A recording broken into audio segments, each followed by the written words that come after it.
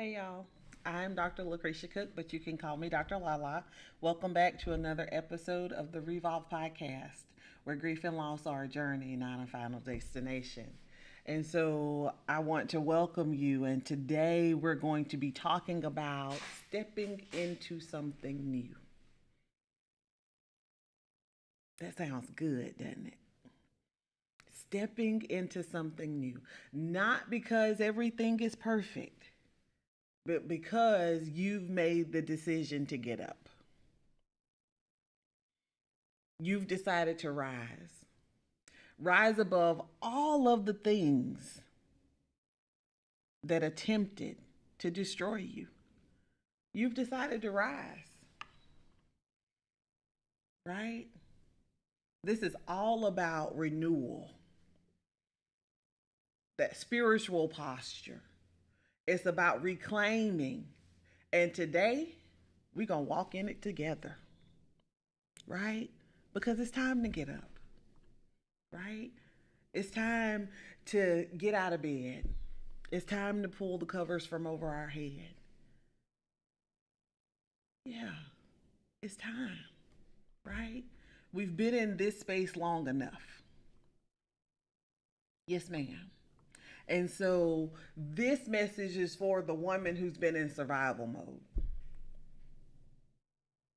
but you feeling it, right?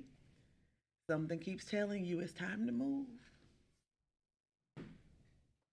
Because, little sis, you're not just healing, you're being restored in this season. And that restoration starts with the decision. Yes, ma'am. It starts with a decision to rise, right? Because we all come to that space where we realize I'm not where I was. I'm not crying every day. I'm not stuck in this deep, dark hole. You've come to that realization. And that realization is an invitation from the Lord. He's telling you, baby girl, it's time to get up. Yes, ma'am, it's time to get up. And once you recognize his voice, once you recognize the invitation, you also begin to feel that shift, that it's time to move, right? And I ain't gonna lie to you, that can be scary, right? Because can we take a moment and just admit to the fact that sometimes when we get to a certain space, that space becomes comfortable?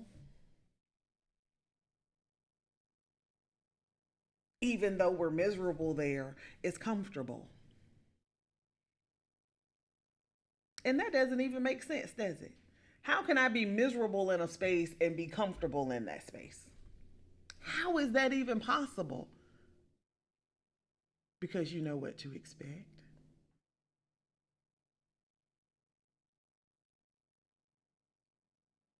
That's crazy, right?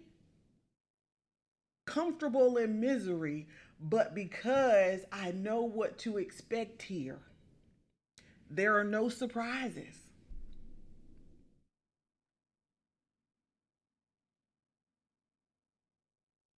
Wow.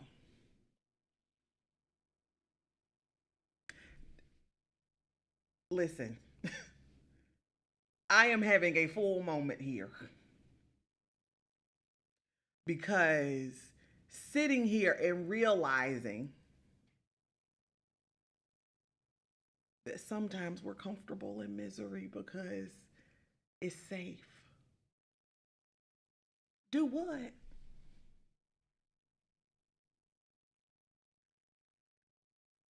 I'm safe in misery.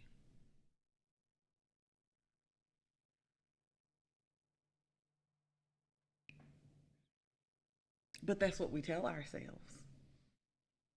Because again, we know what to expect. right? But it's time to shift, right? And here's the thing, in order to shift, in order to step into this season of renewal, we have to be willing to let those old things go. Yes, ma'am. We have to be willing to let it go. That misery that's so comfortable because it feels safe. In order to shift, we have to be willing to let that go. Because you can't carry old wounds into new seasons. We can't do that. And here's the truth, I had to let go of the version of me that I had built for survival.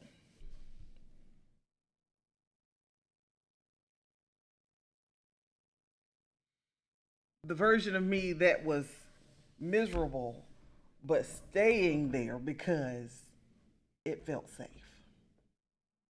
Because I knew what to expect. Because I had reconciled in my mind that I could tolerate A in order to maintain B.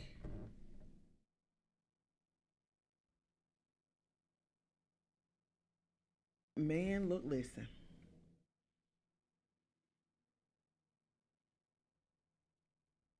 Can I just be honest with y'all and tell y'all that I am just really?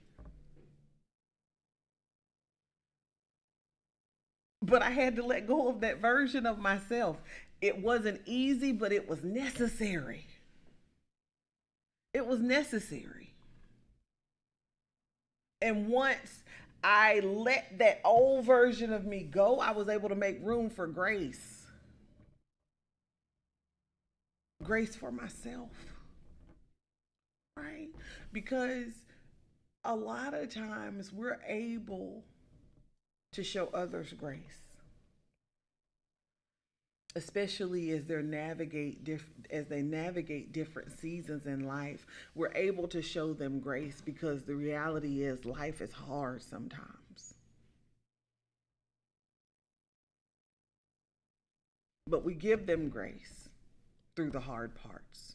We encourage them through the hard parts. We try to give them tips and tricks to get through the hard part, but we don't do it for ourselves. Do what? Like, how is it that you're able to show others grace, but you're not even able to do that for yourself? But so many of us do it, right? But we're letting go of that old version of ourselves so that we can make room for grace, right? Because now we're reclaiming our identity, right? We're reclaiming our identity in this season. We have to figure out, who am I now? Not who I was before these things happened to me. Not who I am in the midst of pain, but who am I now? Who am I now in Christ? In clarity and in confidence. Who is Dr. Lakrishia Cook? Who is she? Because the fact of the matter is, I'm not what I lost. I am who I became through it. This version of me speaks differently. She dresses differently. She shows up differently, not just for herself, but for everyone who's connected to her. Because this version is the healed version of me, and this version of me has an assignment. And because of that, this version of me also needed a new language. I needed new verbiage. Right? because the old me didn't speak life. The old me didn't assign God's promises to negativity. The old me allowed people to just treat me any kind of old way, talk to me any kind of old way, right? The new me doesn't do that anymore. The new me realizes that I can still love you from over there, right? We showing up differently for everybody, starting with myself. And because of that, I've had to be intentional with this rebuilding process. Me and Jesus, of course, like, cuz we ain't doing this by ourselves, right? We got Jesus and a therapist and all these wonderful tools in our tool belt, right? And we're going to rebuild with intention, because the truth is, grief and loss, whether it has to do with a relationship, a job, your children, parents, a dream, right? Those things affect you. And when things don't go the way we think they should, sometimes that means we have to tear this structure down and start over, right? And so when we do that, we want to be intentional, because this rebuilding process, this renewing process, it's not just emotional, it's a practical thing as well, right? You have to take intentional steps to get life in order. My mornings, my boundaries, the businesses that I'm trying to build, my relationships. Because the goal is to not build from brokenness anymore. We want to build from a place of restoration, right? Because here's a fact: if you build, right, we can even think in terms of literal buildings. Let's say we're building a house. And if we're building with subpar products, what are the chances your house is going to be steady? What are the chances that it'll be safe for you and the people that you love to be inside that house if we didn't use top grade building supplies, right? It's the same thing on this healing journey. If we're trying to build, right, now in this season, if we're building and we're still building from a place of brokenness and not restoration, then what we're building is going to be shaky. It's not going to be safe. Not safe for me, and not safe for the people that I love. I'd be putting everyone in danger, right? So in this season, everything should reflect restoration, the healed version. Because now we're not just surviving, we're also working hard to steward what God is giving us, right? And being a good steward requires structure and clarity and spiritual alignment, right? And here's the thing: once we get to that place where we are rebuilding with intention, we start to have those moments of joy. We start to feel joy again because it feels like things are going to be okay. And I ain't going to hold you. I'm not saying that you won't still have some moments when you have like those memories and you have the hurt that comes back. I'm not saying that it doesn't. But those feelings of restored joy outweigh those moments of pain. Those pain points are not the main thing anymore. Right? Because sometimes in these seasons of grief and loss, the pain points become the main thing. And for some of us, they become the only thing.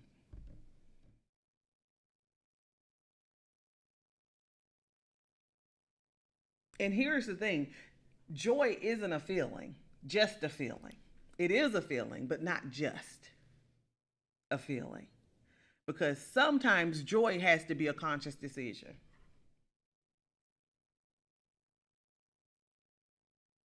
It has to be a conscious decision.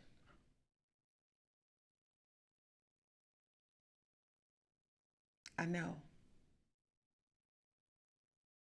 Because sometimes we wake up on the proverbial wrong side of the bed. But even if I get up on the wrong side of the bed, I can still choose to have joy. Right? You see what I mean? Joy is a choice. And so I got to the place where I celebrated even the small things. Because as I've said, there was a season when I wondered if I would ever smile again. Shoot, nothing was funny. Just being honest, nothing was funny. Nothing at all. But I got to the place where I gave myself permission to laugh, to rest, to dance, right? And here's what I want you to know, joy isn't just a luxury, it's not a luxury, it's a spiritual weapon because the joy of the Lord is our strength, right? And that joy became my resistance, it became my thing. Those moments of joy were a reminder for me that I was still here and I was still worthy, even in those moments when I didn't feel like it, right? And when my joy came back, I also began to be able to trust again.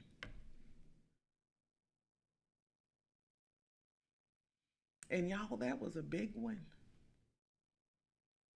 right? Because the thing about grief is that it can distort your trust. I didn't know who was safe. I didn't know what was safe. If I'm being honest, I didn't even trust myself.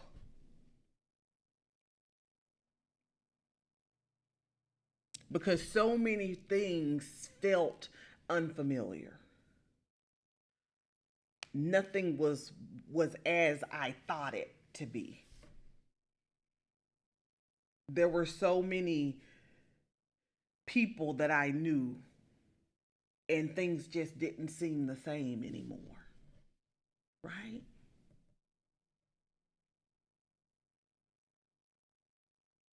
But this season of renewal, right? It helped me to rebuild my trust because this season of renewal with the Father was able to restore what trauma had distorted.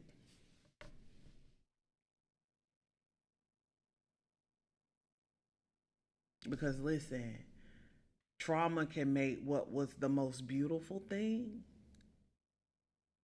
something ugly and dark and painful, right? But I was able to start trusting my voice again and trusting God's timing, trusting that I could be open and vulnerable and still be protected. that I could still be vulnerable and still be wise, that I could still be soft and still strong. Because for so long, those things seemed complete opposites of each other. Like I could not be vulnerable, I could not be open, right? I couldn't be soft because if I did, I left myself open to being hurt.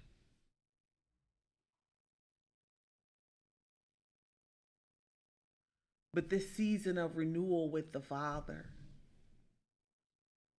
I was able to begin to trust again.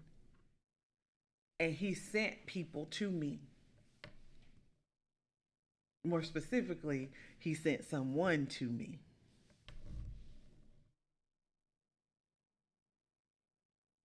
that provided me with a space to just be.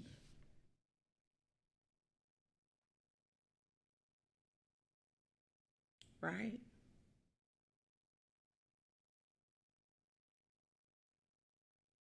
So it's so important that your trust be restored, that you allow yourself to heal to the space that you can trust again. Because when you get to the space that you can trust again, you start to move differently. You're not moving with hesitation. You're not resistant to meeting new people and doing new things, right? You don't lead and navigate life from burnout anymore. You're able to lead from a place of overflow because, again, your cup is full. Once I got to the space where I felt safe and that I could start to trust people again, my parenting started to look different. My relationships look different. The way I engage with people look different. I'm not living in fear anymore.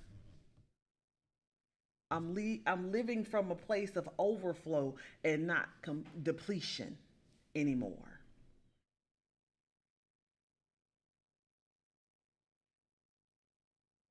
And I work hard to model what I've lived and talk about what I've survived.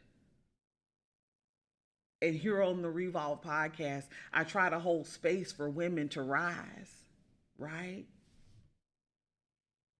And I'm not doing this from a space of, oh, well, I read about it. No, I have walked through this journey for myself, right? This is my life for real, right?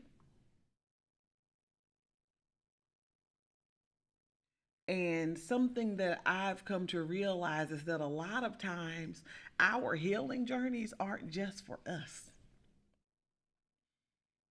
It's not just for me, right? It's for my baby girl. It's for every woman who's walking this journey, right? It needs to know that they can rise again, that they can take up their bed and walk.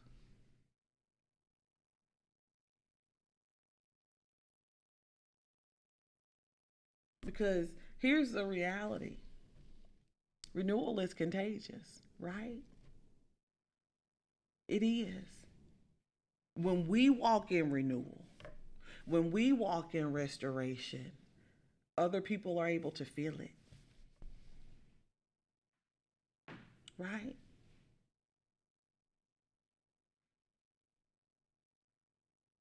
Other women are able to feel it. And that's what we want to happen. We want everyone to know that you are not the sum of your mistakes.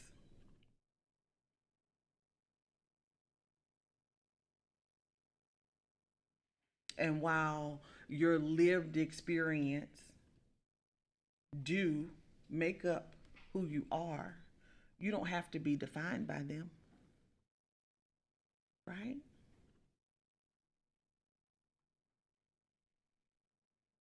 So, how does therapy help in this process? It helps to release the shame and limiting beliefs that you may have so we can make space for restoration, right?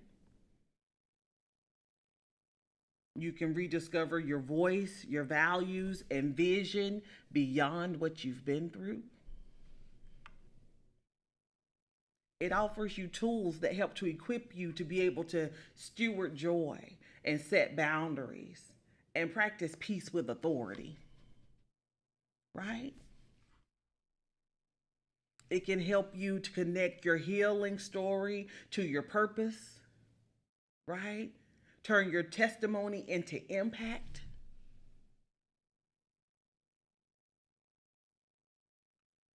I'm a firm believer that we go through things so that we can be a blessing to others, right? And it helps us to align our faith with forward movement so we can walk in grace and clarity, right?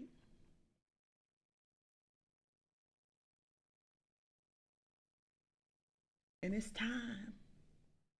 It's time to rise. You're not who you were. You've survived. You've shifted. And now it's time to get up. It's time to rise. This isn't a one time event, right? This is a lifestyle. This is a journey. You've already made the decision to get up.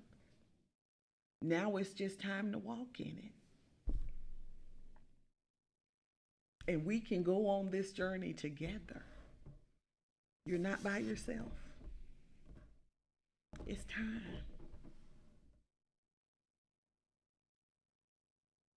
It's time. And I can't wait to see you walking in your purpose. Make sure to send me a message and tell me about it. I would love to hear it because I believe that God is working in you and through you, even as we speak. I believe that. And it's time for you to walk in your purpose. Get up, sis. Let's go. And so until next time, keep choosing healing. Keep choosing joy. I love y'all. Bye.